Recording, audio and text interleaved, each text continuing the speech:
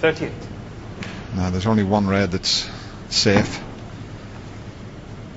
and already he'd be looking at an angle to move that. Usually you'd move that off the pink.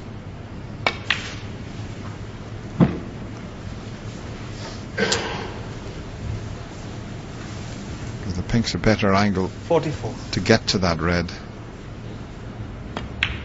And he might just 45. try it here. He could come off the top cushion and just nudge that one out. It's quite easy to play for the single red, but it's similar to the opening frame. He had a chance to move the one that was near the middle pocket. He thought it would go. We know that this one won't go, that's near the cushion. Let's see which way he plays it. That's not bad, is it? 51.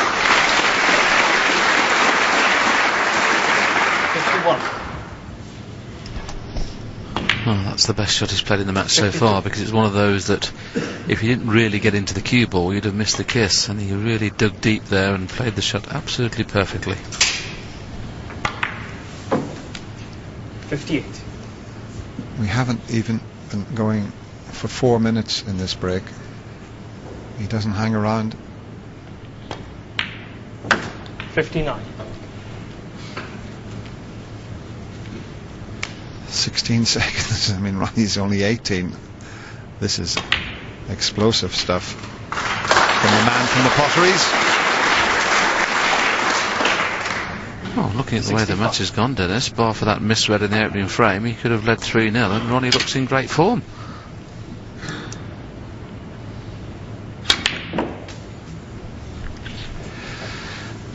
Well, they come along every so often, but this fella is a rare talent on the snooker table. He really is.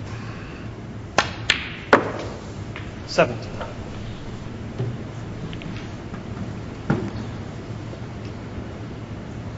We have seen him before. He's 74. got to 2 world ranking finals, but I think the way he's playing now, he's right up there with the big boys. 79. 85. Just over 5 minutes for that magnificent effort from Jamie Cope, and he goes into the lead at 2 frames to 1.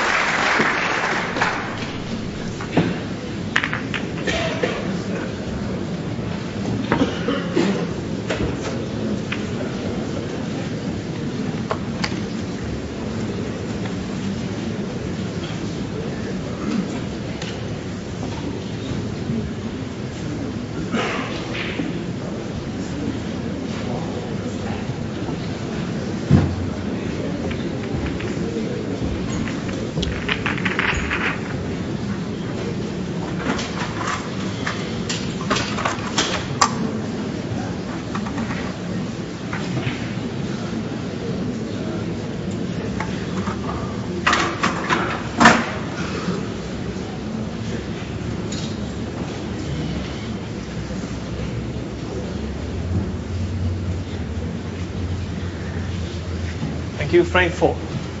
Ronnie O'Sullivan to break.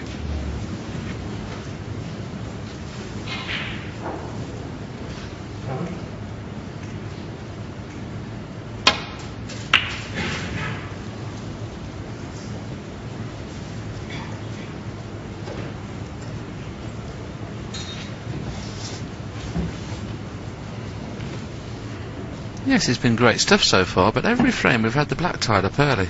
I don't know why one day when you break off the black should remain in open play early, and other days you break off and it goes safe. It's hard to work that out, isn't it? Another one of his trademark specials.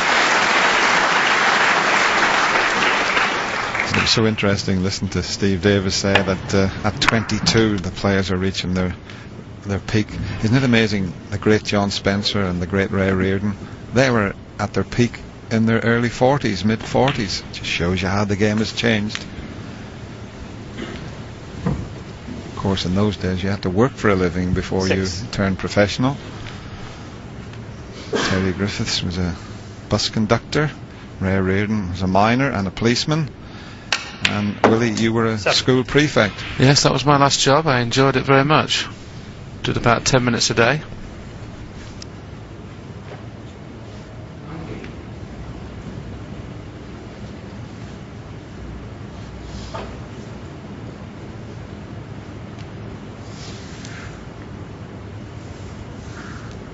This is the reason I mentioned the black being tied up. All of a sudden when you get chances like this, there's work to do.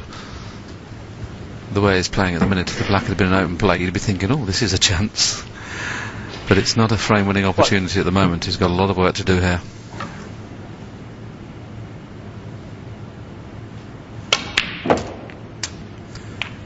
That's gone astray. Needs it to pull up that white so he can screw back for one of the reds. Is there anything available in the left hand corner? I don't think so, Willie. They're all covering each other, and he's got to screw back the right side of the table, and there's nothing available into the left corner, I don't think. Yeah, they're all blocking each other, so what can he pull out of the bag here? I can't see any red that he can get on if he screws the blue, and it would have to be an unbelievable shot. In this situation, do you think there's any point in playing the blue? Well, we'll find out very shortly.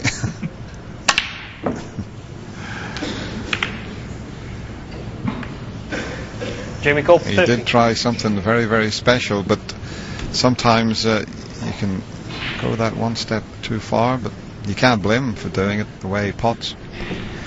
Yeah, the reason I mentioned any point, because sometimes 5 points means precious little. He was trying to do things with the cue ball there. I thought he was just going to try and pot the blue, then play safe.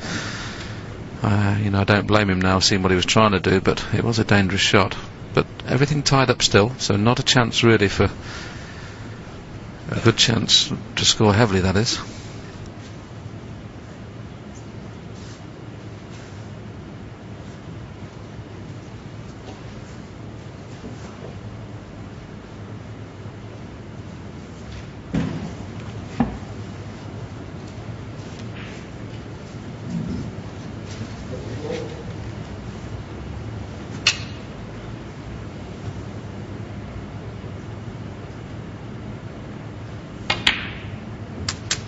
One.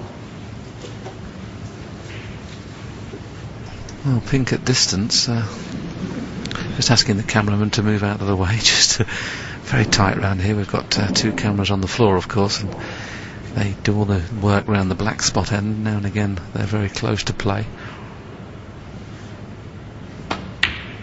That's a good pot. We've got a little bit more room here at the International Centre than at the Crucible Theatre when you've got 2 tables.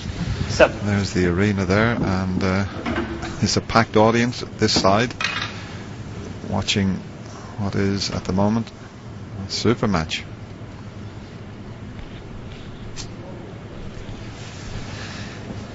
Risky, just trying to work out what he can do with the cue ball here.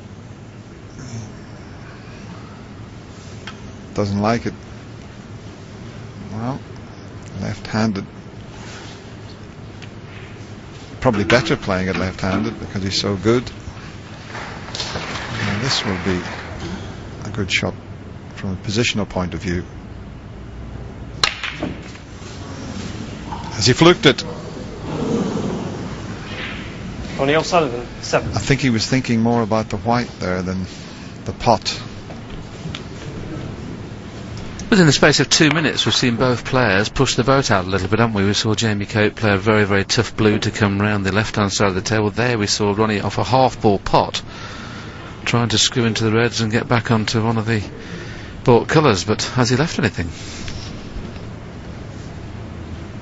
I like it though when they're playing this well, when they do take the risks. Nothing wrong with that.